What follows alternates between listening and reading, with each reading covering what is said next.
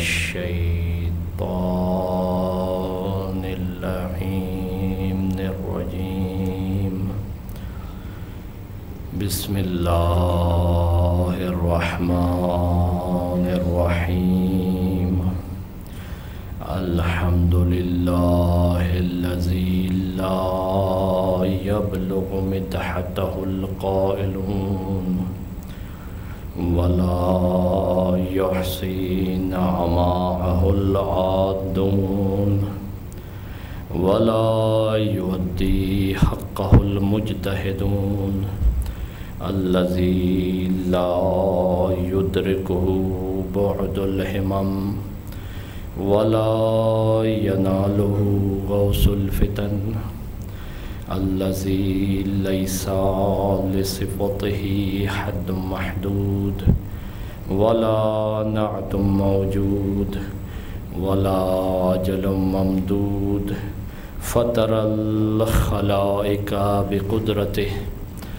ونشر الرياح برحمته وودد بالصخور ميادان أرضه أول الدين معرفة الجبار ثم الصلاة والسلام على السيد المكي المدني الهاشمي القرشي الأبتهي سيدنا ومولانا شفيع ذنوبنا وطبيب قلوبنا أبي القاسم محمد اللهم صل وعلى أهل بيته الطيبين الطاهرين المعصومين المظلومين لا سيما بقية الله الأعظم إمام زماننا هذا روحي وأرواح العالمين لتراب مقدمه الفداء عجل الله تعالى فرجه الشريف ولعنة الله على أعدائهم أجمعين من يوم عداوتهم إلى يوم الدين أما بعد فقد قال الله تبارك وتعالى في كتابه المجيد وفي فرقانه الحميد وقوله الحق بسم الله الرحمن الرحيم وإذ ابتلى إبراهيم ربه بكلمات فأتمهن قال إني جاعلك للناس إماما قال ومن ذريتي قال لا ينال عهدي الظالمين صلوات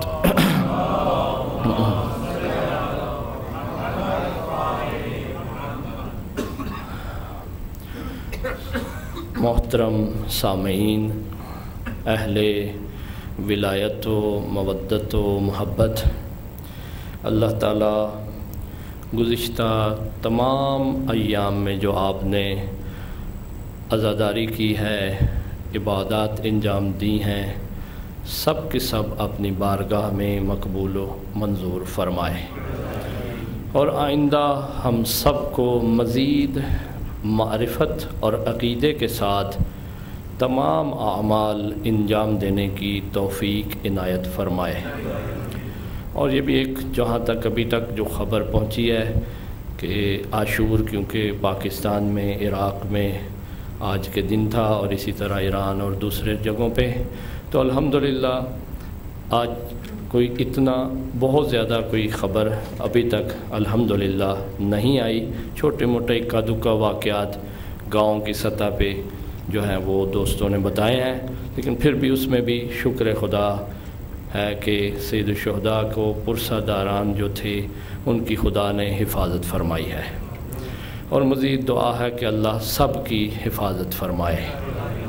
عرض خدمت یہ ہے کہ معرفت امامت اور عصر حاضر کے تقاضوں کے سلسلے میں ہماری یہ 10ویں اور سیکنڈ لاسٹ گفتگو ہے، کیونکہ کل گفتگو کا دن نہیں تھا، مصائب کا تھا، اس لیے 9 کے بعد اسی جگہ سے موضوع کو لے کے آگے چلتا ہوں۔ کل ہماری اس میں آخری گفتگو ہوگی۔ آج میں اس ساری جو گفتگو پیچھے آپ کی خدمت میں عرض کی ہے اور جو آپ سے عرض کیا تھا، اس سلسلے میں جو ہے وہ خلاصہ عرض کروں گا تاکہ آج اور کل کی گفتگو آپ کو موضوع سے ریلیٹ رکھتے ہوئے اس موضوع کا کلوز اپ جو ہے وہ میں آپ کو دینا چاہوں گا۔ بلند آواز میں درود پڑھیں اہل بیت کی ذات میں موضوع کا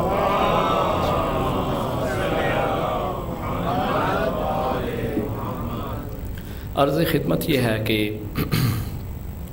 بات یہاں پہنچی تھی کہ اہل بیت کی امام کی ذمہ داریوں میں سے ایک جو ذمہ داری ہے مرجعیت دینی رکھنا۔ اصل میں دین کیا ہے؟ پہلا یہ سوال، دین کا مطلب کیا ہے؟ پہلی گفتگو میں نے 2-4 جملے آپ کی خدمت میں ارشاد فرمائے تھے اور وعدہ کیا تھا آئندہ تفصیل سے عرض کروں گا۔ وہ یہ کہ دین کا جو لغت میں ڈکشنری میں ترجمہ ہے وہ ہے جزا۔ دین کا کیا ترجمہ ہے؟ جزا، رزلٹ۔ جیسے آپ عربی میں ایک محاورہ بولتے ہیں، کما تدینو تدانو، کہ جیسا کرو گے ویسا بھرو گے، عربی میں اسے کہتے ہیں۔ لہذا دین یعنی کسی شے کی جزا ہے، یہ لغت میں اس کا ترجمہ ہے۔ اب کیونکہ یاد رکھیں ہر لفظ کا لغت میں بھی ترجمہ ہوتا ہے اور اصطلاح میں بھی ہوتا ہے۔ لغت ڈکشنری اور اصطلاح کو آپ ٹرم کہتے ہیں۔ ضروری نہیں ہوتا کہ ہر جگہ لغت کا ہی ترجمہ استعمال ہوئے، اور یہ بھی ضروری نہیں ہوتا کہ ہر جگہ جو ہے اصطلاح استعمال ہو، کیونکہ لفظ صلاۃ جو ہے، جیسے صلاۃ کا لغت میں کیا ترجمہ ہے؟ دعا، لیکن جب حی علی الصلاۃ کہا جاتا ہے تو آپ کیا سمجھتے ہیں اس سے؟ نماز، یعنی ایک اعمال خاص کا خاص وقت میں خاص اہتمام کے ساتھ، خاص حدود و قیود کے ساتھ، خاص اذکار کے ساتھ، خاص جگہ پہ ایک عمل کا انجام دینا۔ لہٰذا آپ جو ہے ادھر لغت کا ترجمہ نہیں لیتے۔ اسی طرح زکوٰۃ لفظ ہے، زکوٰۃ کے کئی ترجمے ہیں۔ زکوٰۃ کا ترجمہ نمو، گروتھ۔ اب قرآن نے 5-4 معنی میں زکوٰۃ کو استعمال کیا ہے۔ مادہ اس کا ایک ہے، مادہ یعنی روٹ ورڈ، لیکن معنی مختلف ہے۔ زکوٰۃ کا مطلب گروتھ بھی ہے، زکوٰۃ کا مطلب تزکیے سے بھی ہے، زکا یزکی، تزکیہ ہونا، پاکیزگی ہونا، طہارت ہونا۔ اسی طرح زکوٰۃ کا مطلب جو ہے یہ جو آپ عشر جسے کہتے ہیں، یعنی پیسے پہ البتہ ہمارے ہاں زکوٰۃ نہیں ہے، باقی 9 چیزوں پہ زکوٰۃ واجب ہے، اور وہ جو ہے اس کو آپ زکوٰۃ کہتے ہیں، جسے آپ فطرے کو بھی زکوٰۃ کہتے ہیں۔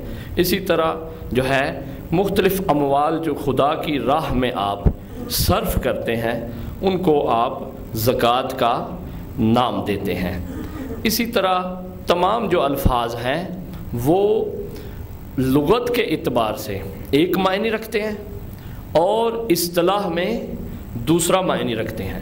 یہ جو قرآن کے ترجمے میں یا قرآن کی آیات میں ادھر ادھر کیا جاتا ہے اور معنی اپنی مرضی سے نکالے جاتے ہیں، اس کی بہت بڑی وجہ یہی ہوتی ہے، یہ آپ ذہن میں رکھ لیں کہ بہت زیادہ مغالطہ کہاں کیا جاتا ہے۔ اس کو کہتے ہیں مغالطہ ڈالنا۔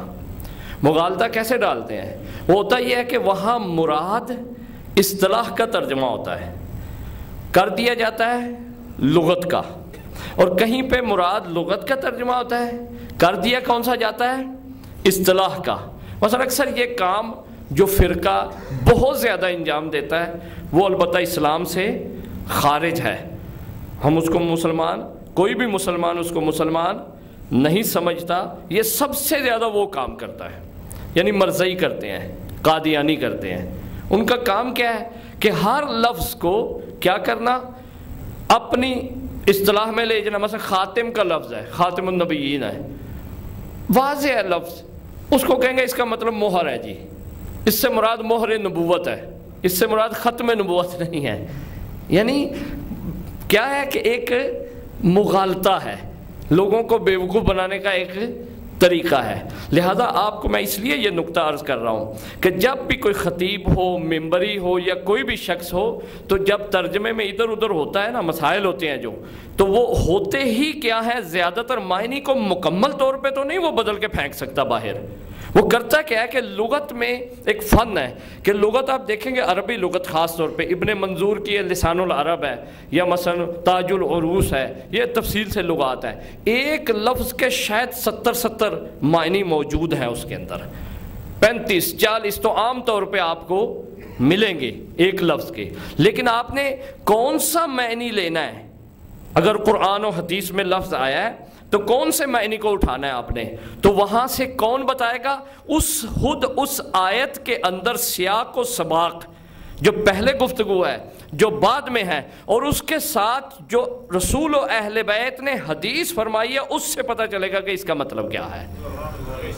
یہ میں آپ کو ٹیکنیکل طریقہ بتا رہا ہوں اس کا۔ مثلا ویسے تو جو مرضی ترجمہ کر دے گا۔ مثلا لفظ امام ہے، لفظ امام کا جو لغت میں ترجمہ ہے، لغت میں وہ کیا ہے اصل میں؟ وہ یہ ہے، یہ اب دیوار بناتے ہیں نا، تو ایک جو معمار ہوتا ہے اس کے پاس ایک رسی ہوتی ہے، اس کے آگے ایک لٹو سا لگا ہوتا ہے چھوٹا سا، جسے سال کہتے ہیں اردو میں۔ اب دقیق اردو کا تو مجھے پتہ نہیں، اسے ویسے میں نے اردو میں دیکھا سال کہتے ہیں۔ وہ دیوار سیدھی بنانے کے لیے اس کو لٹکاتا ہے، بیلنس کرنے کے لیے۔ عربی میں امام لفظ کا ترجمہ یہ ہے کہ جو دیوار کو سیدھا رکھنے کے لیے ڈوری لٹکائی جاتی ہے اس کو، تاکہ پتہ چلے یہ اپنی جگہ پہ ہے یا نہیں، سیدھی ہے یا نہیں، اسے امام کہتے ہیں۔ اصل میں امام کا ترجمہ یہ ہے، وہ جو دیکھا ہوگا آپ نے، اب تو مشین آ چکی ہوگی اس کی جگہ پہ، لیکن ہے وہی چیز۔ یہ ذہن میں رکھ لیں کہ اصل کو نہیں، کمپیوٹر بنا ہے تو وہ پرانے زمانے میں جو ایک دانے دانے ہوتے تھے ادھر ادھر کرنے والے، اس کو کیا بولتے ہیں؟ ہاں، اس سے جو ہے وہ بنا ہے۔ اور اسی طرح کیلکولیٹر آپ کا بنا ہے۔ ابھی بھی ایران میں قوم میں ہم جب تھے تو بعض دکانوں پہ وہ ایک چھوٹا سا انہوں نے رکھا ہوا ہے، لکڑی کے اس میں لگے ہوئے ہیں، تو اس سے حساب کرتے ہیں، ان کو کیلکولیٹر سے حساب، بعض پرانے لوگ ہیں ان کو آتا ہی نہیں ہے۔ تو اس طرح جتنی بھی یہ چیزیں ترقی کی ہیں، اس کی بیس میں وہی جو اولین قواعد ہیں وہ موجود ہیں وہاں پہ۔ لہذا اسی سے جو یہ جو لفظ امام ہے، اس کا ترجمہ کیا ہے کہ جو دیوار کو سیدھی رکھنے والی ڈوری ہے اس کو کہتے ہیں۔ دوسرا پھر ترجمہ اس کا کیا جاتا ہے کہ جو پھر اگلا مثلا ایک سٹیپ ترجمے کا آتا ہے، پھر دوسرا آتا ہے، پھر تیسرا آتا ہے، پھر چوتھا آتا ہے، اس طرح ایک ایک کر کے ترجمے کو بڑھایا جاتا ہے۔ اصل ہر لفظ کا ترجمہ، ہر لفظ کا معنی جو ہے ایک ہوتا ہے۔ حقیقت میں کیا ہوتا ہے؟ ایک ہوتا ہے، جس کی وجہ سے وہ بنا ہوتا ہے لفظ۔ البتہ میں بحث دقیق نہیں یہاں کرنا چاہتا کہ کسی لفظ کے لیے کیسے کوئی شے کے لیے لفظ بنتا ہے، یہ ایک دقیق گفتگو ہے علم اللغت میں۔ اس کو کہتے ہیں علم الوضع بھی کہتے ہیں، کہ کون سا لفظ کس شے کے لیے وضع ہوتا ہے اور اس کو وضع کون کرتا ہے، بناتا کون ہے، یہ ایک الگ بحث ہے۔ اب آپ دیکھیں کہ اس کے بعد جو الفاظ ہوتے ہیں وہ کیا ہوتے ہیں؟ یا اس کے ملازمہ ہوتا ہے، یا اس کا لازمہ ہوتا ہے، یا اس کا ملزوم ہوتا ہے، یا اس کا لازم ہوتا ہے، یا اس کے اطراف میں بعض لوگوں نے استعمال کیا ہوتا ہے، یا اس کا لاحقہ ہوتا ہے، یا اس کا سابقہ ہوتا ہے۔ یہ سارے الفاظ جو بعد میں لغت میں آتے ہیں یہ اس وجہ سے آتے ہیں۔ یا مثلا کنایہ ہوتا ہے اس کا، یا اس کا اشارہ ہوتا ہے، یا مثلا اس سے جو ہے لوگ مجاز ہوتی ہے اس کی، یا اس کے حقیقت ہوتی ہے وہ، یعنی مختلف جہتوں سے لغت میں استعمال کیا جاتا ہے۔ لہٰذا لفظ امام کا جو دوسرا ترجمہ کیا جاتا ہے وہ یہ کیا جاتا ہے کہ اونٹوں کی جو قطار ہوتی ہے اس کے آگے جو پہلے والے اونٹ کو لے کے اس رسی کو، اس کی نکیل جہاں ڈلی اس کو لے کے جو چلتا ہے اس کو بولتے ہیں امام ہے یہ۔ لہٰذا یہ پتہ چلا کہ کچھ بھی ہو معنی اسی طرف آتا ہے کہ جو ملت کی، امت کی رہنمائی کرے، ملت کو، امت کو آگے لے کے چلے، ملت اور امت کو صحیح ڈائریکشن میں رکھے، ملت اور امت کی سمت چیک کرتا رہے۔ آپ دیکھتے ہیں جب مستری بناتا ہے وہ معمار، جب بھی کبھی وہ تھوڑی تھوڑی دیر بعد لٹکا کے چیک کرتا رہتا ہے، دیکھتا رہتا ہے کہ دیوار ہے، ایسا نہیں کرتا کہ پوری دیوار بنا لیتا ہے بعد میں آخر میں دیکھتا ہے، نہیں، ہر ایک ردا لگانے کے بعد وہ چیک کرتا ہے اس کو۔ وہ اس لیے کرتا ہے کہ یہ جو میں نے ردا یہاں لگایا ہے آیا یہ سیدھا ہے یا نہیں ہے، پہلے تو سیدھے تھے، سمجھ گئے یا نہیں؟ اب وہ ردا لگانے کے فوراً بعد اسے چیک کرتا ہے۔ ہمیں بھی یہی حکم ہے کہ جب بھی تم کوئی کام کرو، کوئی عمل کرو، کوئی حرکت کرو، کوئی کام چھوڑو، تو وہ اس امامت کے میزان میں دیکھ لو کہ یہ صحیح ہے یا غلط ہے۔ یہ یا علی ادرک، لہذا یہ آپ کو ہمیں دیکھنا پڑے گا۔ تو بہت سارے معنی ایسے ہیں کہ جو لغت میں اور ہوتے ہیں، اصطلاح میں اور ہوتے ہیں، اور آپ کو بھی یہ ذہن میں رکھنا ہے کہ امامت کا ترجمہ ہو یا قرآن کا ترجمہ ہو تو اس میں آپ نے ذہن میں رکھنا ہے۔ اب مرجعیت دینی کا جو حقیقت میں حق ہے، جو پلٹنا ہے ہم نے دین کے لیے، وہ کس ذات کی طرف پلٹنا ہے؟ اللہ کی طرف۔ اصل اللہ ہے۔ دین کس نے بنایا ہے؟ اللہ نے۔ دین کا معنی کیا ہے؟ جزا لغت میں، اور اصطلاح میں کیا ہے؟ اصطلاح میں ایک ایسا مسودہ، ایک ایسا قانون کا مجموعہ، یا ایک ایسے فرامین سمجھ لیں، آسان اگر اس کو کر لیں، کہ جس پر لوگوں نے چل کے ایک نتیجے تک پہنچنا ہے، اس کو کہتے ہیں دین۔ دین اب کس نے بنایا؟ رسول نے دین نہیں بنایا، امام نے دین نہیں بنایا، اللہ نے بنایا ہے۔ یہاں ایک سوال ہوتا ہے، دو تین باتیں میرے ذہن میں آئی تھی تو میں ان کو چھوڑتا جا رہا ہوں۔ ایک زکوٰۃ والی بھی بات آئی تھی کہ ہم کیوں پیسے پہ زکوٰۃ نہیں دیتے ہیں، لیکن میں نے اس کو چھوڑ دیا ہے۔ اس کا جواب میں دینا چاہتا تھا، میں پھر اس کو چھوڑ کے چلا گیا ہوں۔ اگر آپ کا ذوق ہے، آپ کو ضرورت ہے، تو میں جواب دے دیتا ہوں اس کا۔ بلند آواز میں درود بھیجیں اہل بیت کی طرف۔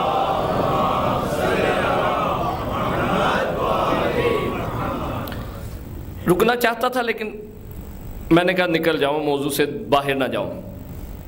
مختصر عرض کرتا ہوں کیونکہ آپ کے کام آئے گا، کیونکہ آپ کو کہا جاتا ہے کہ آپ جو ہے پیسے پہ آپ زکوٰۃ دیتے ہی نہیں ہیں، پیسے میں نہیں دیتے ہی نہیں ہیں آپ، نعوذ باللہ زکوٰۃ کے آپ منکر ہیں۔ آپ یہ جواب دیں بابا تم زکوٰۃ کی بات کرتے ہو، ہم تو اس مولا کو مانتے ہیں جو رکوع کی حالت میں زکوٰۃ دیتا ہے۔ یا علی ادری، ہم تو اس کے ماننے والے ہیں، ہم تو اس کی ولایت کے قائل ہیں کہ جس نے رکوع کی حالت میں بھی زکوٰۃ چھوڑی نہیں ہے، کسی نے آج تک نہ دی یا اس کے بعد نہ اس سے پہلے۔ تو آپ دیکھیں کہ زکوٰۃ جو ہے 9 چیزوں پہ واجب ہے۔ اس کو یاد کرنے کا آسان طریقہ یہ ہے، مسئلہ بیان نہیں کرنے، مولانا آپ کے پاس موجود ہے۔ غنائم اربع، غلات ثلاثہ، 4 جانور، 3 غلے، غلات یعنی، ٹھیک ہے یا نہیں؟ غلات اربع، غنائم ثلاثہ، معذرت کے ساتھ غلات اربع یعنی گندم، جو، کشمش، صحیح ہے، اور کھجور، یہ غلات اربع یعنی 4 چیزیں غلات میں سے ہیں۔ 3 چیزیں جو جانور میں سے ہیں، بھیڑ بکری، گائے بھینس اور اونٹ۔ بھینس کو البتہ بعض کا شامل نہیں کیا علماء نے، گائے کو، کیونکہ گائے پوری دنیا میں پائی جاتی ہے۔ اور آخری کیا؟ اونٹ۔ یہی ہو گیا، 3 یہ ہو گئے، اور 2 نقدین، سونا اور چاندی۔ یہ آسان طریقہ ہے 9 چیزوں کو یاد کرنے کا۔ 4 اور 3 7 اور 2 9، 4 غلے، 3 جانور اور 2 سونا چاندی۔ ایسے یاد کر لیں آپ اس کو۔ زکوٰۃ جو واجب ہوتی ہے وہ اس شے پہ ہوتی ہے جو مالیت رکھتی ہو۔ گائے مالیت رکھتی ہے، اونٹ مالیت رکھتا ہے، کسی بھی معاشرے میں چلے جائیں، کیونکہ اس کو کھایا جاتا ہے یا اس سے کام لیا جاتا ہے۔ کوئی ایسا معاشرہ ابھی تک نہیں آیا، آدم علیہ السلام سے بعد میں جب سے جانور منظر عام پہ آئے ہیں وہاں سے لے کر اب تک کوئی ایسا وقت نہیں آیا کہ یہ چیزیں بیکار ہو گئی ہوں، اور آئندہ بھی نہیں آئے گا۔ ایسا ہی ہے سونا اور چاندی بھی، جب سے بنے اللہ نے ان کو فضل عنایت کے، جتنا مرضی مہنگا ہو جائے اس کے بعد آپ دیکھیں کہ غلات اربع میں سے دیکھیں، گندم پوری دنیا میں ہے، جو تقریباً پوری دنیا میں ہے، کشمش انگور، خشک انگور ہی ہے نا، وہ بھی پوری دنیا میں ہے، اور اس کے بعد آپ دیکھیں کھجور ہے، وہ بھی ایک ایسی قوی چیز ہے کہ یہاں تو بہت ہی زیادہ عرب کے علاقے میں۔ تو آپ دیکھیں یہ چار وہ چیزیں ہیں کہ جو جینون چیزیں ہیں، کسی بھی معاشرے میں اس کے لیے کوئی ایسا نہیں ہے پتہ ہی نہیں ہے یہ کیا چیز ہے اور یہ مثلا کیا ہے۔ غلات اربع دیکھ لیں، غنائم ثلاثہ دیکھیں، سونا چاندی دیکھ لیں، یعنی ان 9 چیزوں میں سے کوئی ایک ایسی چیز نہیں ہے کہ جو معاشرے میں گم گشتہ ہو، کوئی نہ جانتا ہو، اور سب کی سب ہر وقت ہر دور میں مالیت رکھتی ہیں ذاتی طور پہ۔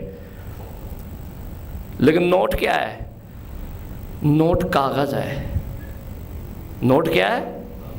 کاغذ ہے، اور آپ نے کیا کیا؟ اس کو اعتبار کیا ہے، آپ نے وقتی طور پر طے کیا ہے، کمٹ کیا ہے کہ آج کے بعد یہ والا کاغذ 10 کا ہے، یہ والا کاغذ 50 کا ہے، یہ 100 کا ہے، یہ اتنے کا ہے، یہ اتنے کا ہے۔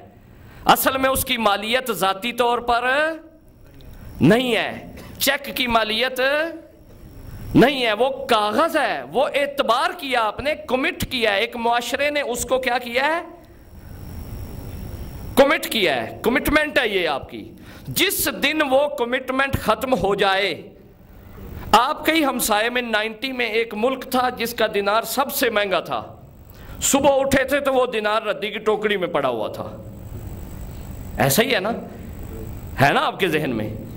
کیوں کہ اس کا اپنی مالیت نہیں تھی، اس کی اپنی مالیت ہمیشہ اللہ حکم اس شے پہ دیتا ہے کہ جس کی اپنی مالیت ہو۔ جب اپنی مالیت ہوگی اس کی تو پھر زکوٰۃ واجب ہوگی نا، اپنی اس کی کوئی مالیت نہیں۔ کاغذ کیونکہ وہ مالیت نہیں رکھتا، آپ کیسے اس کو زکوٰۃ نکالیں گے؟ تول کے نکالنی ہے، گن کے نکالنی ہے، 1 2 4 گنے، کیسے نصاب بنائیں گے اس کا؟ آپ کس طرح اس کو مثلا کریں گے آپ؟ لہذا پتہ یہ چلتا ہے کہ جو اللہ نے جس چیز پہ نازل کی ہے، واجب کی ہے، وہ چیز ہمیشہ ہر دور میں کچھ رہے یا نہ رہے، نوٹ ہو یا نہ ہو، یہ اس وقت رہے گا۔ اور اس زمانے میں سونا اور چاندی، یہ درہم اور دینار جو تھا، یہ ایز اے نوٹ استعمال نہیں ہوتے تھا، بلکہ ان کی مالیت تھی۔ درہم چاندی کا ہوتا تھا، اس کی ایک خاص وزن تھا، اور سونا کا سکہ جو ہوتا تھا وہ دینار، وہ سونے کا ہوتا تھا۔ لہٰذا اس وقت گن کے نہیں دیتے تھے، بلکہ ان کو پتا ہوتا تھا کہ یہ درہم اور یہ دینار، اتنا سونا ہے اور اتنی چاندی ہے۔ یہ اس پر اس وقت جو زکوٰۃ ہوتی تھی، کوئی کہے آپ سے تو اس وقت درہم اور دیناروں پہ ہوتی، درہم دینار موضوع نہیں تھا اس وقت، موضوع سونا اور چاندی تھا۔ اب وہ کیونکہ درہم و دینار بدل گئے ہیں، یہ کاغذ کی صورت میں آ گئے ہیں، سونا اپنی جگہ قائم ہے، ہم سونے پہ زکوٰۃ بھی دیتے ہیں، چاندی پہ بھی زکوٰۃ دیتے ہیں، لہذا اس میں ہے، لیکن نوٹ پہ زکوٰۃ نہیں۔ ہاں کوئی دینا چاہے تو کوئی اسلام اسے منع نہیں کرتا، دینا چاہے تو بسم اللہ دے، واجب نہیں ہے۔ لفظ کون سا ہے؟ واجب نہیں ہے۔ لہذا میں اپنے موضوع سے اس سے زیادہ خارج نہیں ہو سکتا، اتنا بتا دوں کیونکہ اس کی ذاتی، آپ کسی سے بینک جو کام کرتا ہے یا جو اسٹیٹ بینک کو جانتا ہے، اس سسٹم کو آپ پوچھ لیں، وہ کہے گا اس کی حقیقت میں مالیت نہیں ہے۔ گورنمنٹیں کیا کرتی ہیں؟ جتنے نوٹ چھاپتی ہیں پیچھے اتنا سونا رکھتی ہیں، اصل مالیت کس کی ہے؟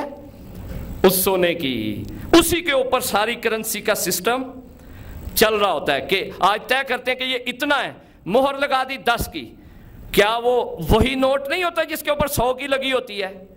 کاغذ تو وہی ہے، سیم ہے، صرف 100 لکھ دیا، سائن ہو گئے اسٹیٹ بینک کے یا مثلا مین بینک کے، تو اس کے بعد کیا ہوا کہ وہ طے پا گیا کہ آج کے بعد یہ 100 ہے، یہ 50 ہے، یہ 10 ہے، یہ ایسا ایک طے کی ہوئی بات ہے، آدمی کی، عام انسان کی کمٹ کی ہوئی بات، اور اس کی ویلیو بنائی ہوئی جو ہے انسان نے وقتی طور پر، اس کا کوئی اعتبار شرع میں نہیں ہے۔ اس لیے جن کی ویلیو اللہ نے بنائی ہے، ہر وقت بنائی ہے، ہر دور میں بنائی، اس لیے اس پہ زکوٰۃ واجب ہے، اس پہ نہیں ہے۔ اللہ صلی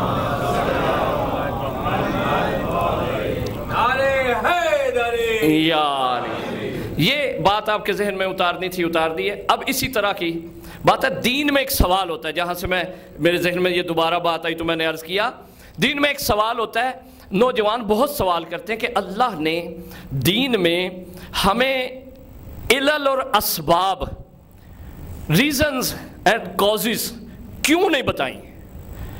نماز کیوں واجب ہے، روزہ کیوں واجب ہے، شراب کیوں حرام ہے، زنا کیوں حرام ہے، فلاں کام کیوں حرام ہے، فلاں کام چیز کیوں نجس ہے، فلاں، یعنی اکثر ہمارے معاشرے میں اکثر ہمیں بہت زیادہ لوگ سوال کرتے ہیں، جو بہت زیادہ کرتے ہیں سوال وہ یہی کرتے ہیں کہ یہ ایسا کیوں ہے، سفر میں 2 رکعت نماز کیوں ہو جاتی ہے، 4 والی جو ہے قصر کیوں ہو جاتی ہے، اس کی کیا وجہ ہے؟ وجہ پوچھتے ہیں اکثر، کیا پوچھتے ہیں؟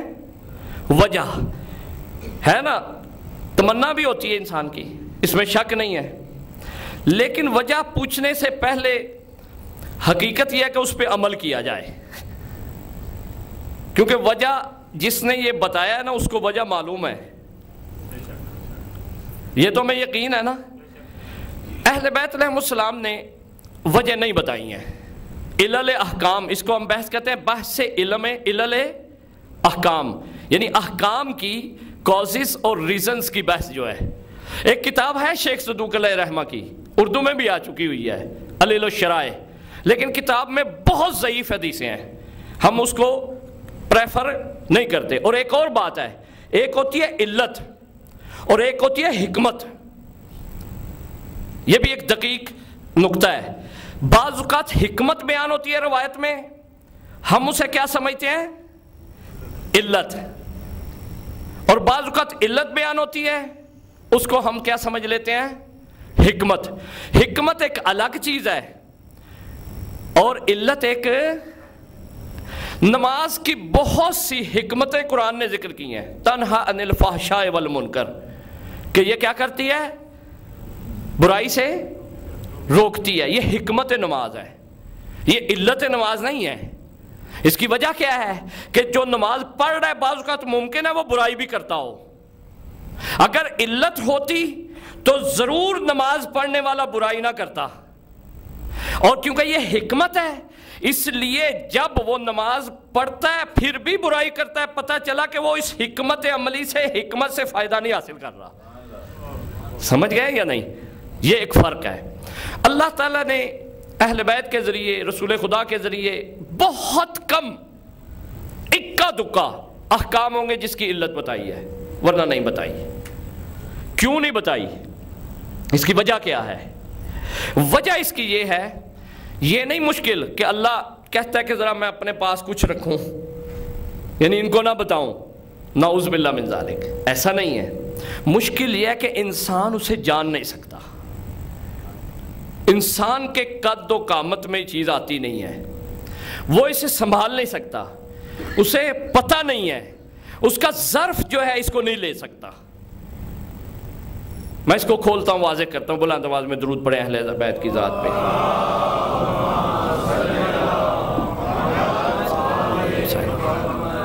توجہ فرمائیے گا، شریعت کب بنی ہے؟ رسول خدا کی شریعت کم از کم ہم کہہ سکتے ہیں کہ جب رسول تشریف لایا ہے۔ کب تک ہے؟ قیامت تک۔ اس سارے دوران میں کتنی تبدیلیاں آپ نے دیکھی ہیں؟ پچھلے کو تو آپ کو معلوم ہے نا، کیونکہ تاریخ سے ہمیں پتہ ہے کتنی تبدیلیاں آئی ہیں معاشرے میں۔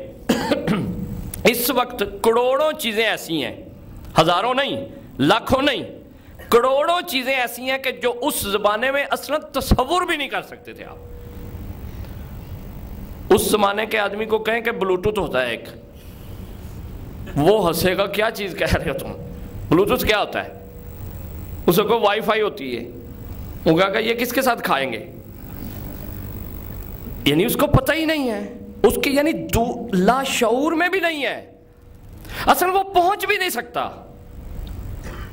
اور ابھی بھی ایسا ہی ہے، بہت ساری چیزیں ابھی موجود ہیں، ہمیں بھی ان کا پتہ نہیں ہے، اور آئندہ پتہ نہیں کیا اب ہونے والا ہے، یہ بھی ہمیں پتہ نہیں ہے۔ ہمیشہ علت وہ جان سکتا ہے کہ جس کا علم تمام ٹائم کا ہو۔ یہ میں آپ کو دقیق بحث کو آسان کر کے عرض کر رہا ہوں کہ مثلا وہ بتا سکتا ہے کہ جس کو شروع سے لے کر آخر تک ہر شے کا پتہ ہو،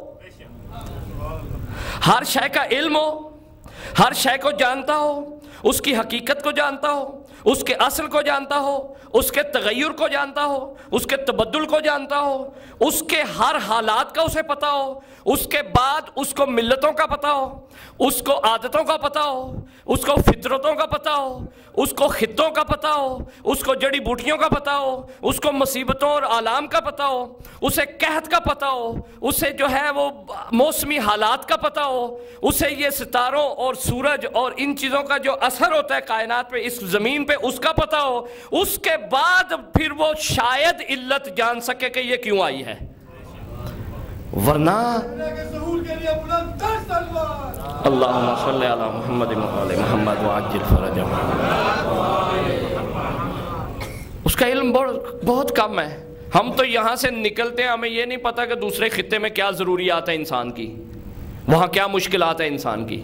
افریقہ میں چلے جائیں، ایسے ایسے مسائل موجود ہیں کہ جہاں کو ہم تصور بھی نہیں کر سکتے۔ اب حج میں دیکھ لیں کہ ایک مقام ابراہیم سے اندر طواف کرنا ہوتا ہے ہمیں، جو حج پہ دوست گئے انہیں معلوم ہے، اور اس کے بالکل جو طواف کی نماز واجب ہے، بالکل اس کے آج جائیں پڑھیں گردن اتر جائے گی بندے کی، نماز کہاں پڑھے گا وہ؟ پتہ یہ چلا کہ احکام کی علل اس لیے نہیں ہم جان سکتے، یہ نہیں کہ خدا نے نہیں بتا، نہیں، ایسا نہیں ہے۔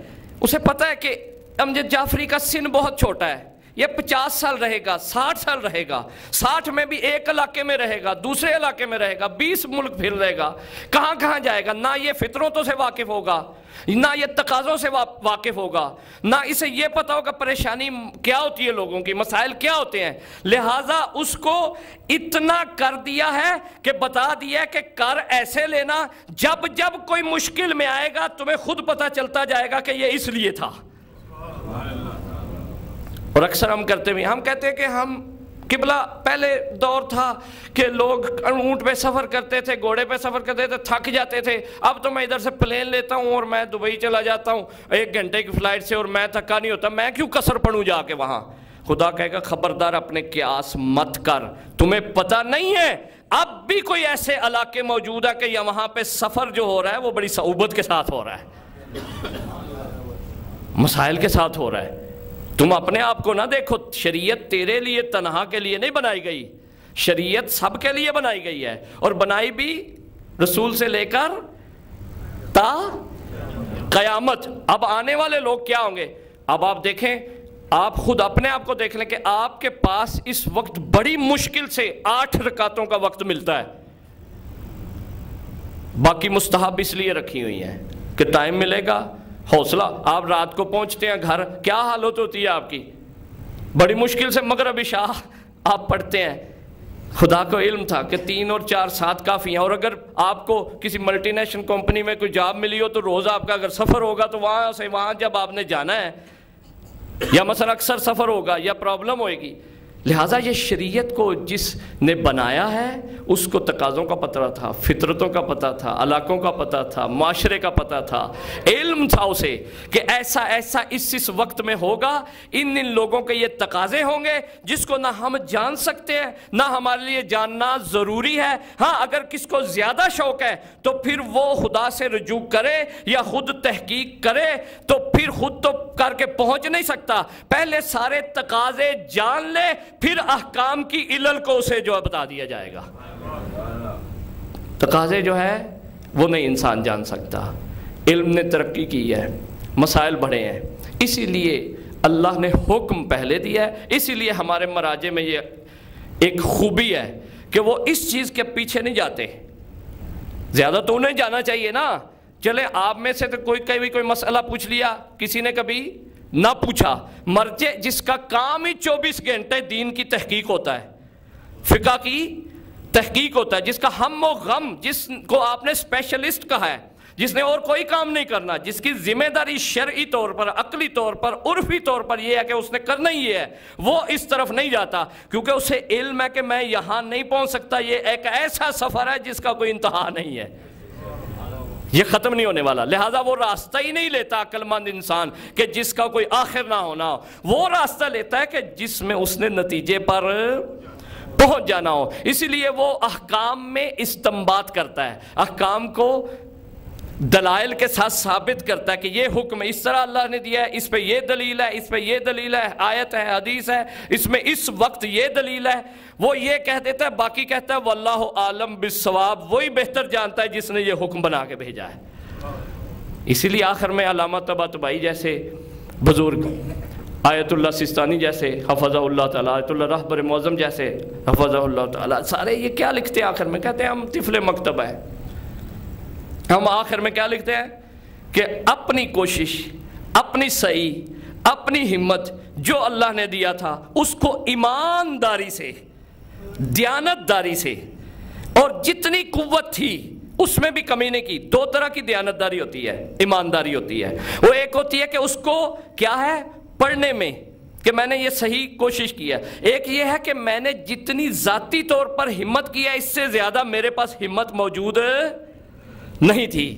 لہٰذا عزیزان محترم، دین میں مراجع نے یہی ایک تشیع پہ احسان ہے. ایک خدا کی قسم، یہ اگر سسٹم نہ ہوتا تو آج آپ سب لوگ مجتہد بننے کے لیے جاتے. یہ بہت بڑی ایک سہولت ہے ہمارے لیے، یہ ایک اہل بیت کا احسان ہے.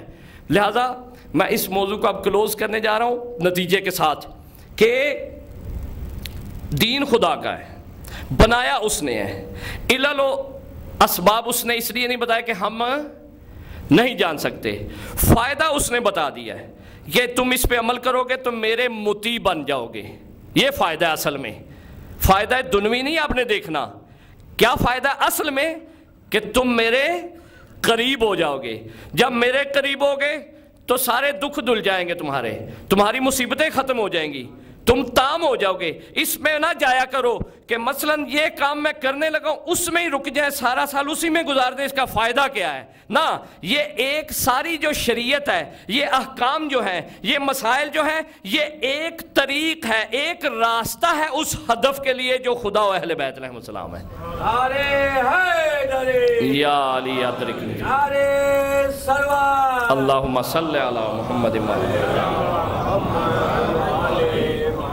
یہ ایک طریق ہے، ایک راستہ ہے جو آپ کو دیا گیا کہ یہ راستہ تم طے کر کے آؤ گے تو تم کہاں پہنچ جاؤ گے؟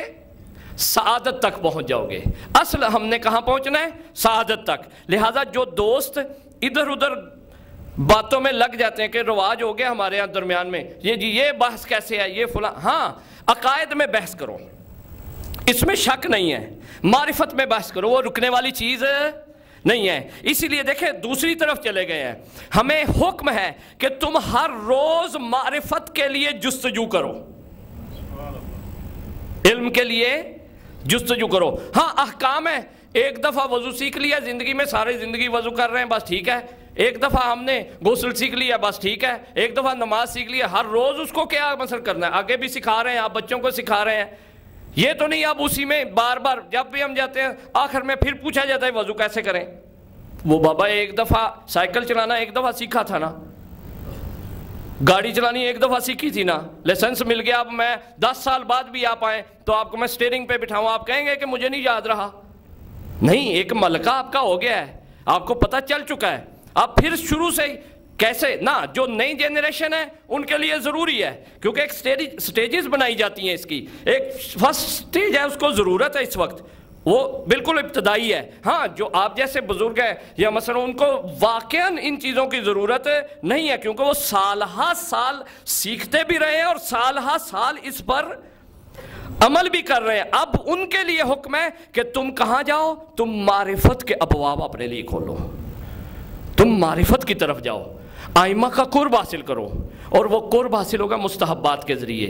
لہذا عزیزان محترم، دین خدا بنایا، پہنچایا اس نے رسول نے اس کو، اور رسول خدا کو ولایت تشریعی حاصل ہے. اس میں شریعت میں رسول کو جیسے کائنات میں رسول کو حق حاصل ہے کہ تصرف کرے. میں نے پچھلی گفتگو میں عرض کر دیا ہے اہل بیت کو حق حاصل ہے کہ وہ کیا کریں؟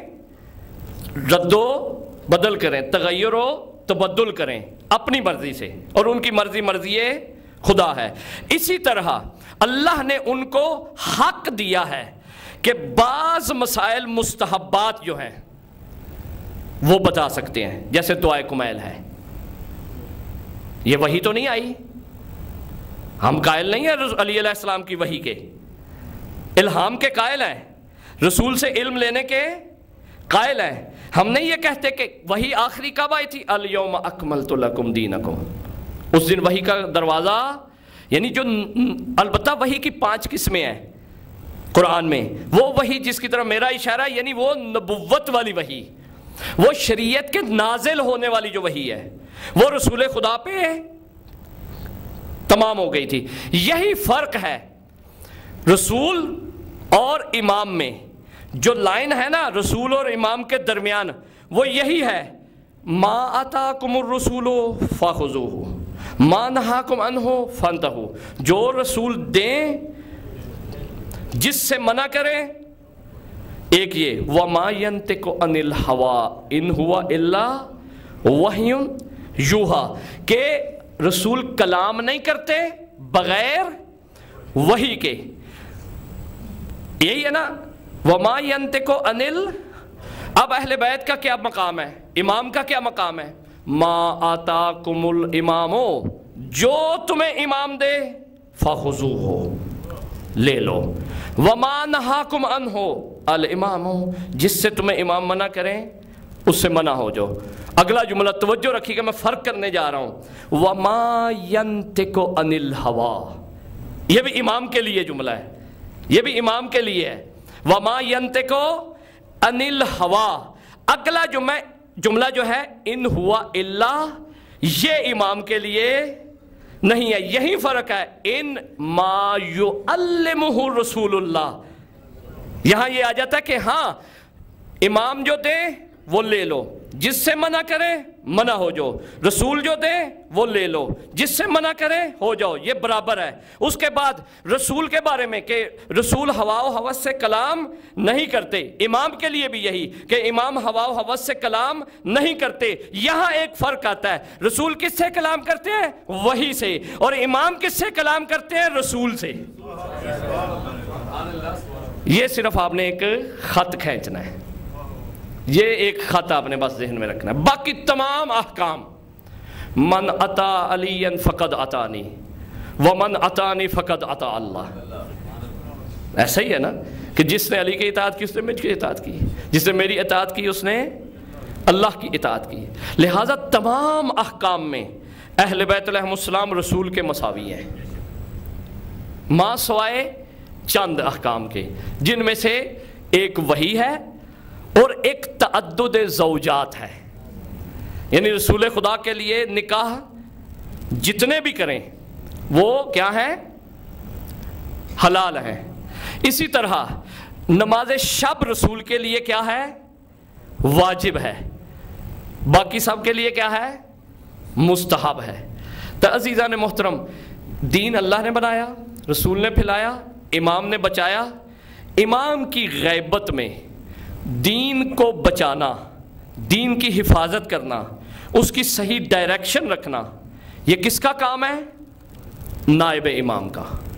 نائب 2 طرح کا ہوتا ہے، ایک نائب ہوتا ہے خاص، جس کو نومینیٹ کیا جاتا ہے، کہا جاتا ہے کہ یہ نام لیا جاتا ہے، وہ غیبت صغریٰ میں 4 گزر چکے ہیں۔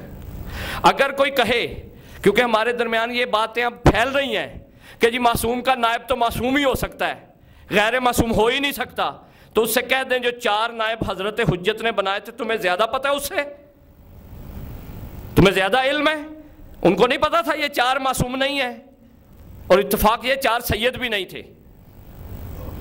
یہ بھی کہا جاتا ہے بھائی سید کا نائب، سید، ہاں سید کا احترام بہت ہے، اس میں کوئی شک نہیں ہے، رسول خود فرماتے ہیں کہ میری نسبت سے اس کا احترام کرنا، لیکن ساتھ میں یہ کہا ہے کہ جو تقوی اور معیار شرف ہے وہ حقیقی طور پر کیا ہے، تقویٰ ہے۔ ہاں اگر دیکھیں یہ بھی ذہن میں رکھیں، سید کا احترام رسول نے کہا ہے ہر حال میں کرنا، لیکن ہر ایک انسان کا احترام اس کے حال کے مطابق ہوتا ہے۔ اگر خدا نہ کرے کوئی گناہ گار سید آ جائے تو اس کا احترام یہ ہے کہ اس کو گناہ سے نکال دو،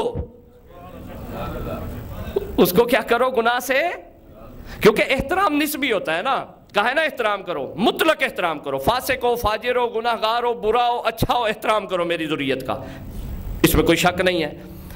اب بھوکا ہے تو اس کا احترام یہ ہوتا ہے کہ اس کو کوئی سبق پڑھو، اس کو کتاب کھولو میں تمہیں پڑھاتا ہوں، وہ کہا بابا مجھے بھوک لگی ہوئی ہے تم مجھے کتاب پڑھا رہے ہو۔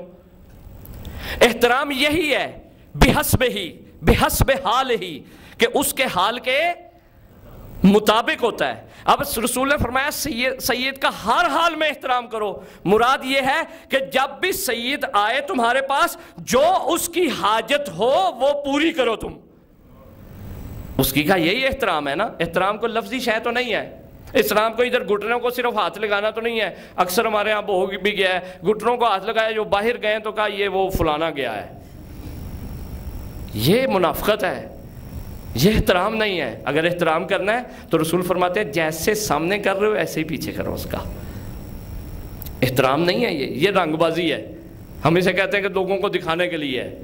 یہ مسائل ایسے بہت آ چکے ہیں ہمارے درمیان، اور اسی نے ہمیں دین خالص سے نکال کر نفس پرستی اور ایک دوسرے کی عزت احترام، ظاہری عزت احترام پہ جو ہے موقوف کر دیا ہے۔ اس کی وجہ سے ہی جو ہے ہم حقوق کا خیال نہیں رکھتے۔ یہ کب چیز آتی ہے انسان کے اندر کہ جب ظاہری طور پر وہ کسی کو اچھا کہتا ہے اور دل میں کہتا ہے کہ بس قابو آ لینے دو، میں تمہیں بتاؤں گا، میں تمہارے ساتھ کروں گا میں کیا۔ احترام کب ہوتا ہے؟ کسی کی ناموس کو اس کی عدم موجودگی میں ویسے ہی سمجھو کہ جیسے اس کی موجودگی میں سمجھ رہے ہو۔ یعنی ہم گھروں میں جاتے ہیں، دوستوں کی بیویاں ہیں، بیٹیاں ہیں، مائیں ہیں، بہنیں ہیں، ہم ان کے سامنے اگر جائیں، اگر ہماری نظر وہاں کنٹرول میں ہے تو وہ اٹھ کے چلا جائے، اس سے زیادہ اگر کنٹرول میں ہوئی تو سمجھے ہم نے اس کا حق ادا کیا ہے، اور اگر نظر اٹھ گئی تو پھر سمجھے کہ ہم نے اس کے احترام کا حق ادا نہیں کیا۔ یہ چاہے میں ہوں یا آپ ہوں یا کوئی بھی فرد ہو، سب کے لیے۔ لہٰذا عزیزان محترم، یہ جو مسائل ہے نیابت میں کہا گیا کہ سید نہیں، جو اہل بیت منتخب کریں وہ نائب خاص ہے۔ اور نائب عام کون ہے؟ اہل بیت نے نہیں فرمایا کہ زید ہوگا، بکر ہوگا، عمر ہوگا، فلاں ہوگا، بالکل ایسا نہیں فرمایا۔ قاصئا لنفسہ محافظا لدینہ مطیعا لامر مولا مخالفا لہوا۔ یہ 4-5 صفتیں ایسی ہیں، خدا کی قسم اگر کسی میں آ جائیں وہ کل معصوم ہو جاتا ہے، مثل معصوم ہو جاتا ہے وہ، یا شبیہ معصوم ہو جاتا ہے۔ کیوں؟ جب اس کے نفس نے اپنے نفس کی بات ماننی نہیں ہے، اپنی ہوا و ہوس کی کرنی مخالفت ہے، اپنے دین کی کرنی حفاظت ہے، اور اسی طرح اس نے معالم دین میں سیکھنا ہی سیکھنا ہے اور تزکیے کی بلند مرتبے پہ پہنچ جانا ہے، تو ظاہری بات ہے کہ اس کو معصوم اللہ نے اس طرح تو ملایا جیسے اہل بیت کو، لیکن اس نے اپنی ہمت کے مطابق اپنی زندگی میں رہ کے جتنا اسے علم تھا اس طرح اس نے معصومیت اپنے لیے کسب کی ہے۔ ہمارے مراجع واقعاً اس منزل سے گزر چکے ہیں۔ آیت اللہ مراشی نجفی تھے، حضرت امام رضوان اللہ تعالیٰ علیہ تھے، یہ ویسے بلند ہستیاں تھیں کہ اگر کسی کو یقین نہیں نا اب بھی آتا تو میں کہا کرتا ہوں اس شخصیت کو چھوڑ دو، تم دیکھو کہ اس وقت عالمی سطح پر اس کے جانے کے بعد لوگ کیا تمنا کرتے ہیں اس کے بارے میں۔ آج پاکستان کی میں مثال دے سکتا ہوں، آج پاکستان میں کوئی ریڑھی لگانے والا آدمی ہے نا، کوئی علم نہیں رکھتا، کوئی عقیدہ نہیں رکھتا، نہ شیعہ ہے نہ کچھ، خدا کی قسم یقین کریں، جو پاکستانی دوست موجود ہیں ان کو پتہ ہے، ان سے پوچھ لیں کہ وہ اکثر لوگ کہتے ہیں کہ اس ملک کو ایک وہ شخصیت چاہیے، مثال دیتے ہیں، یقین مانیں، عقیدہ نہیں ہے اس کا، یہ کیا ہے؟ میں کہا کرتا ہوں کہ اس کی حقانیت اور اس کی بلندی اور اس کے خلوص قلب کو اس سے اندازہ لگا سکتے ہو کہ امیر المومنین نے خود ارشاد فرمایا تھا کہ تم دنیا میں رہو تو لوگ تمہاری تمنا کریں، دنیا سے چلے جاؤ تو تمہیں یاد کریں اور آئیڈیل بنائے تمہیں اپنا۔ یا علی ادرک۔ لہذا عزیزان محترم، آپ ہم سب کے لیے ہے کہ اس وقت ہماری صلاح اس میں ہے۔ ہمارے بعض دوست پتہ نہیں ہے، ان کو سختی نہ کیا کریں، ان کے ساتھ سخت نہیں بولیں، مرجعیت کو غلط سمجھ لیتے ہیں، مثلا ان کو معرفت نہیں ہے، پتہ نہیں ہے، کیونکہ مولا فرماتے ہیں کہ وہ جو شخص جس شے کی معرفت نہیں رکھتا اس کا دشمن ہوتا ہے وہ۔ یہ بڑا دقیق قول ہے امیر المومنین کا نہج البلاغہ میں۔ امیر المومنین فرماتے ہیں کہ جس شخص کو جس کی معرفت نہیں ہوتی وہ اس کا دشمن ہوتا ہے۔ خود اپنے لیے علی نے فرمایا کہ ان کو میرا پتہ نہیں ہے، جب پتہ چل گیا اس وقت کیا ہوگا کہ یہ خود ہی میرے دروازے پہ چل کے آ جائیں گے۔ لہٰذا یہ ذہن میں رکھ لیں کہ انسان پتہ نہیں ہے، ان کو لوگوں نے گمراہ کیا ہے، غلط باتیں کی ہیں کہ تقلید کیا ہوتی ہے، تقلید نہیں ہم نے کرنی۔ اسے کہو بابا نہ کرو تقلید، مشکل نہیں ہے، گھبراؤ نہ، اطاعت کرو تم۔ تقلید حقیقت میں کیا ہے؟ اطاعت کے اجزاء میں سے ایک جز ہے۔ یہ آخری بات کہہ کے آپ کی زحمت تمام کرتا ہوں۔ اصل میں تشیع میں کیا ہے؟ اطاعت، تقلید نہیں ہے۔ حقیقت میں تشیع میں تقلید نہیں ہے۔ اصل کیا ہے؟ اطیع اللہ و اطیع الرسول و اولی الامر منکم۔ اولی الامر جو کہے وہ، جو رسول کہیں وہ، جو اللہ کہے وہ، اصل میں اطاعت ہے۔ ہم 11 حجتوں کے زمانے میں دیکھتے ہیں کہ اطاعت ہے، تقلید نہیں ہے۔ جب 12ویں حجت آتی ہے تو حالات بدل گئے ہیں، مسائل بدل گئے ہیں، آگے حجت موجود نہیں ہے، حجیت کا دروازہ جو ہے وہ بند ہو رہا ہے۔ 12ویں آقا جو پردہ غیبت میں چلے گئے ہیں، اب 12ویں آقا نے اس حالات، کیونکہ یہ والے حالات پہلے پیش نہیں آئے تھے، 11 کے دور میں ایسا نہیں ہوا تھا، کہا کہ اب بھی تم اطاعت میں ہو ہماری، لیکن اطاعت میں ہم تمہیں یہ کہہ رہے ہیں کہ تتر بتر ہونے سے، ادھر ہونے سے ادھر ہونے سے، مختلف جگہوں پہ جانے سے بہتر ہے کہ جس کے اندر یہ صفات پائی جائے کہ اس کے پیچھے چلے جانا۔ یہ خود اطاعت ہے۔ یہ کیا ہے؟ ورنہ ہم کیا سمجھتے ہیں دین میں نے اس دن بھی عرض کیا تھا کوئی حجت نہیں ہے ہمارے لیے، نہ میں حجت ہوں، نہ آپ حجت ہے، نہ کوئی مرجع ہے، نہ کوئی۔ کیوں مرجعیت کو حجیت ملتی ہے؟ اطاعت اہل بیت کی وجہ سے۔ اہل بیت نے ہاتھ رکھ دیا ان پہ، کہہ دیا کہ یہ ہے، یہ صفات رکھنے والا میرا ہوگا، یہ میرے دین کو پھیلائے گا۔ لہٰذا اس کی پیروی کرنا فقہ کے مسائل میں، کیونکہ اصول دین میں تقلید حرام ہے، لا تقلید فی الاصول، ختم۔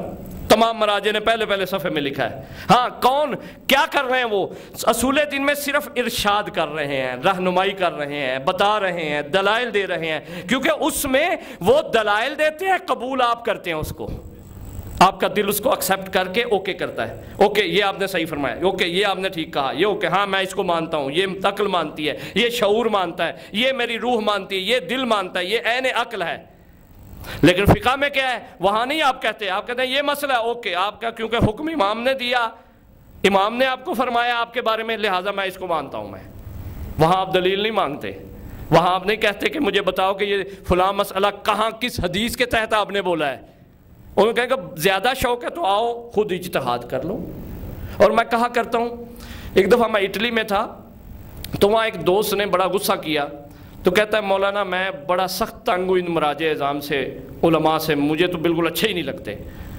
تو میں نے اس سے کہا برادر تم نے بڑا انصاف کیا ہے، آج مسئلہ بڑا آسان کر دیا ہے، آج جتنے بھی مرجع ہیں، خاص طور پر آیت اللہ رہبر و آیت اللہ سستانی، ان کا بوجھ ہلکا کر دیا ایک آدمی کا۔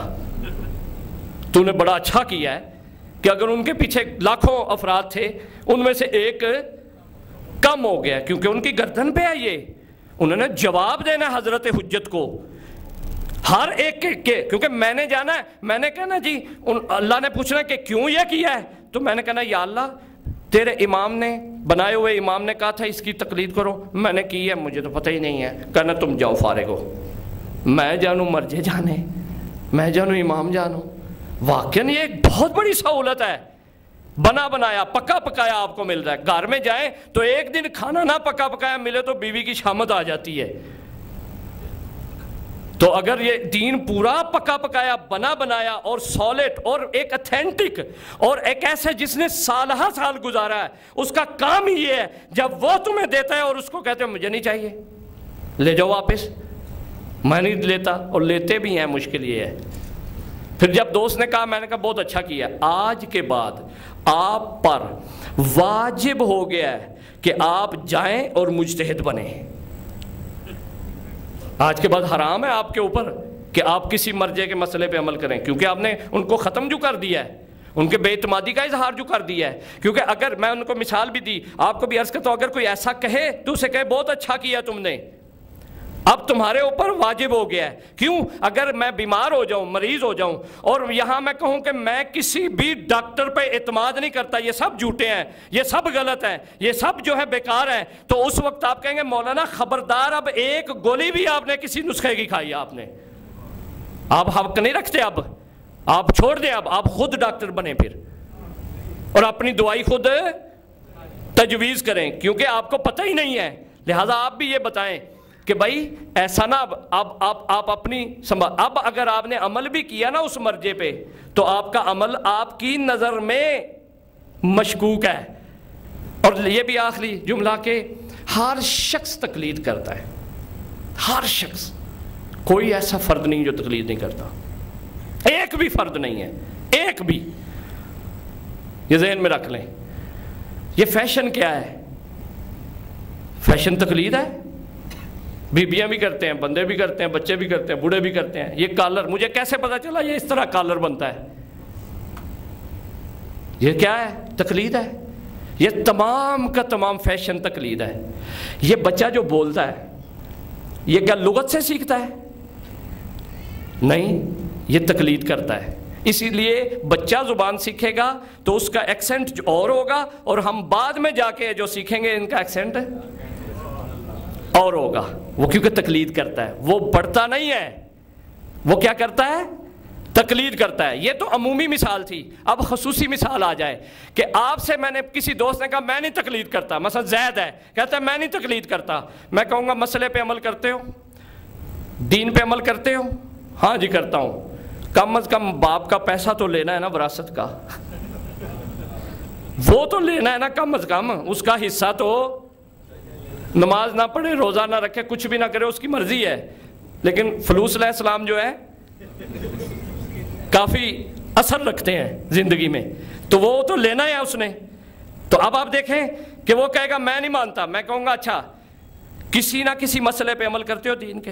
ہاں کرتا ہوں۔ کم از کم مرنا تو ہے نا، بعد میں یہ تو نہیں کہتے مجھے پھینک دینا نعوذ باللہ، میرا غسل کرنا، کفن کرنا، یہ بھی تو ہے نا، یہ تو وصیت اور خواہش ہے نا تمہاری، کوئی خواہش بھی نہ ہو تو، پیسوں کے بھی نہ ہو تو۔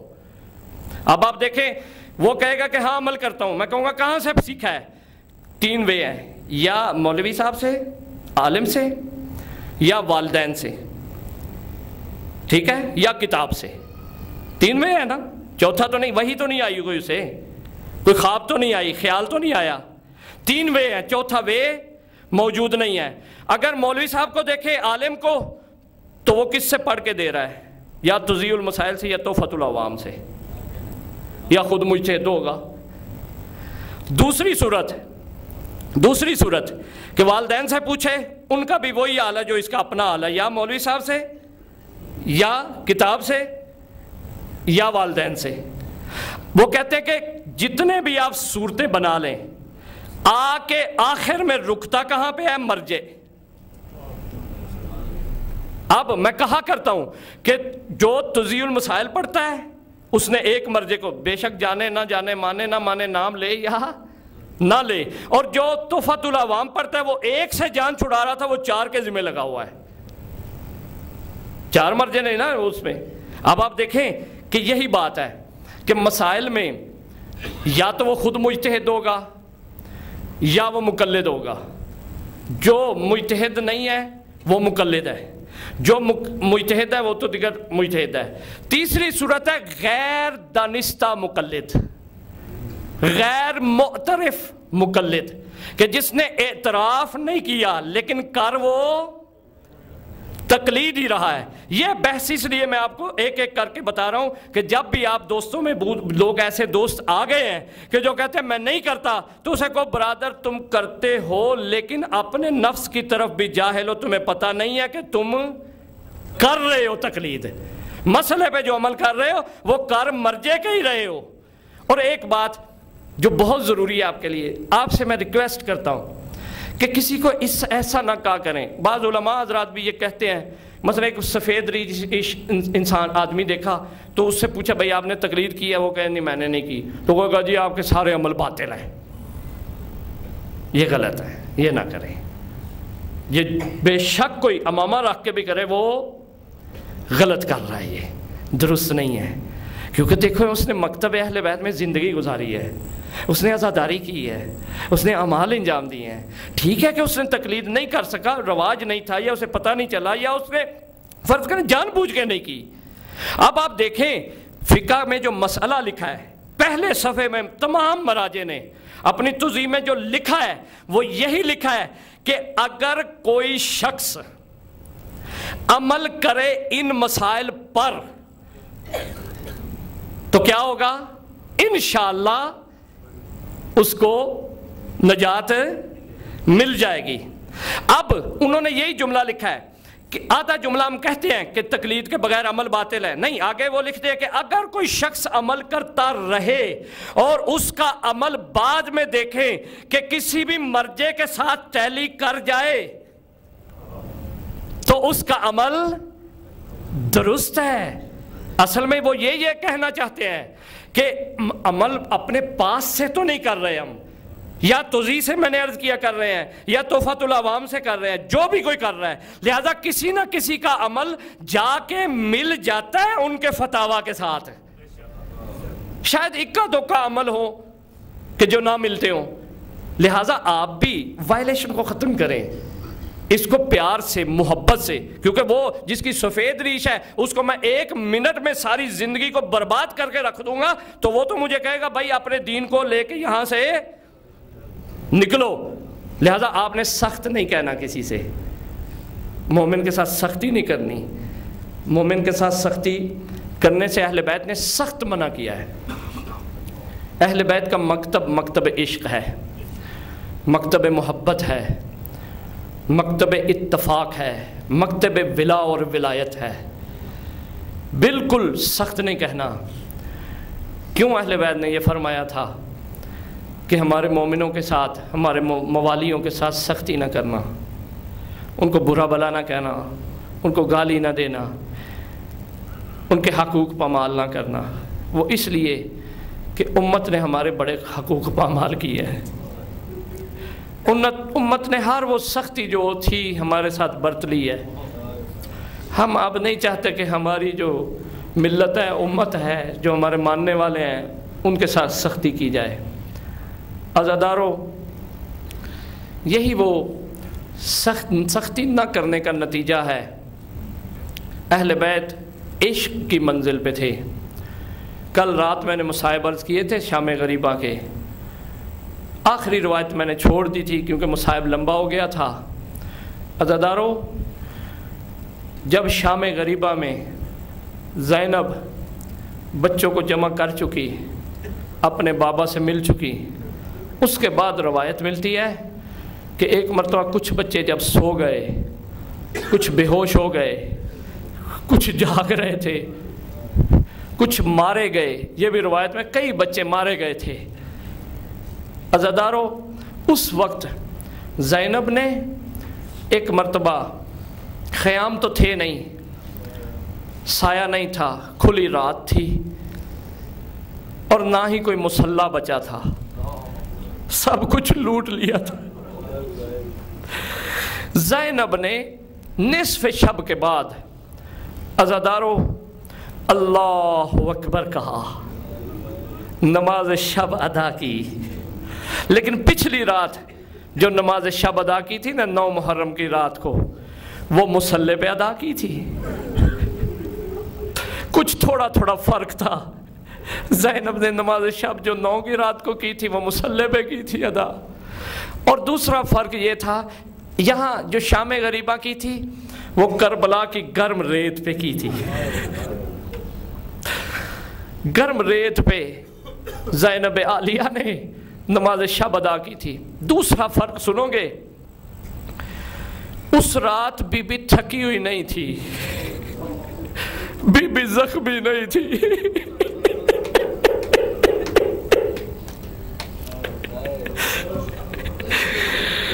لیکن شام غریبہ کے بعد بی بی اٹھ کے نماز نہیں پڑھ سکی. اس شب علی کی بیٹی نے بیٹھ کے نماز شب پڑھی ہے. حالت یہ تھی، چادر تو تھی نہیں زینب کے پاس،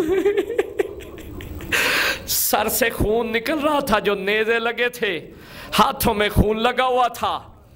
عزادارو، نماز شب کی تاکید کی گئی ہے بڑی.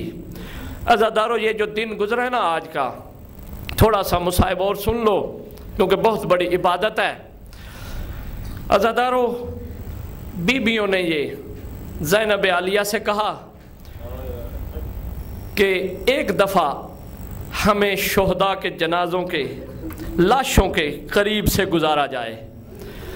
عزادارو، میں یہ تفصیل سے نہیں پڑھوں گا کہ زینب نے بیویوں کو کیسے سوار کیا ہے، مقتل میں تفصیل کے ساتھ لکھا ہے. عزادارو، میں نے اتنا پڑھا ہے کہ سب سے پہلے ان ظالموں نے آہنین زنجیریں دی ہیں سجاد کو.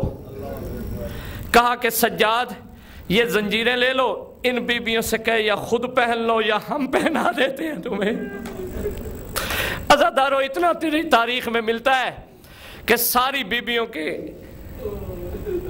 پس گردن ہاتھ باندھے گئے زنجیروں میں. باندھنے کے بعد امام سجاد کو زنجیروں میں باندھا گیا. عزادارو، زینب نے ایک ایک بیوی کو سوار کیا ہے. سوار کرنے کے بعد جب بھی زینب محمل میں سوار ہوتی تھی، بی بی نے سفر بہت کم کی ہے، بی بی کی زندگی میں سفر بہت کم ملتے ہیں. جب مدینے سے چلی تھی نا تو محمل تیار کیا گیا تھا. ایک طرف سے عباس نے پکڑا تھا، محمل کی جو لجام ہے وہ علی اکبر نے پکڑی تھی. روایت لکھ دی کہ حسین نے ہاتھ رکھے تھے تو بی بی نے حسین کے ہاتھوں کا سہارا لے کے محمل میں تشریف لے گئی تھی.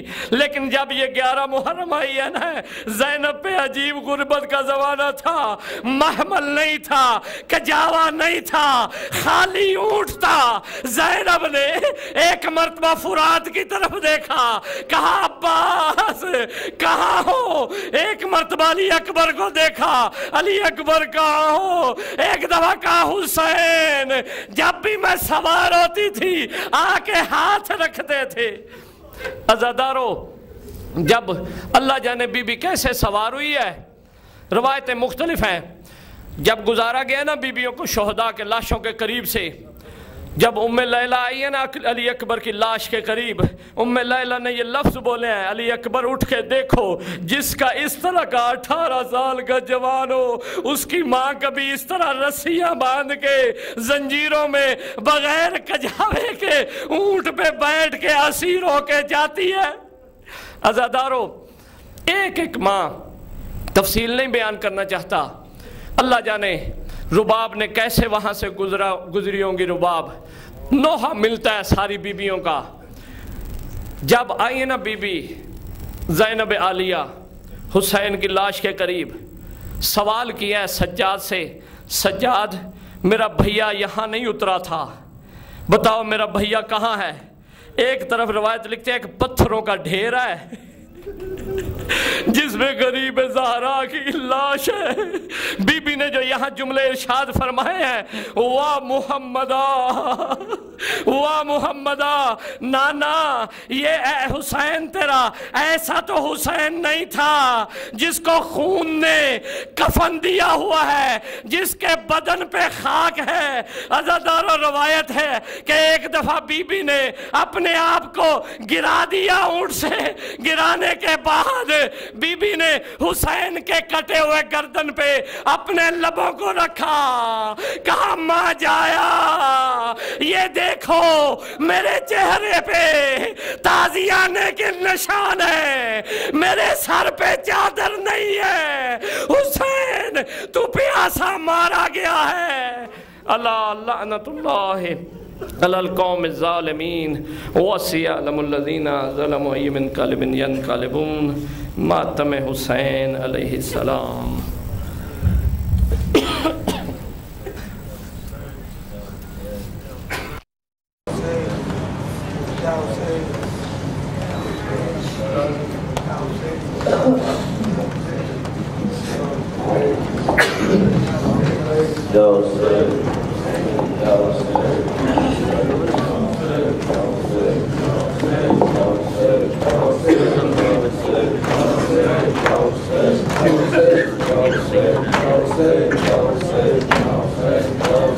سورہ کہف سناتا ہے یہ سر کس کا ہے، سورہ کہف سناتا ہے یہ سر کس کا ہے، سورہ کہف سناتا ہے یہ سر کس کا ہے، سورہ کہف سناتا ہے یہ سر کس کا ہے۔ خون آنکھوں سے بہاتا ہے، خون آنکھوں سے بہاتا ہے یہ سر کس کا ہے، سورہ کہف سناتا ہے یہ سر کس کا ہے۔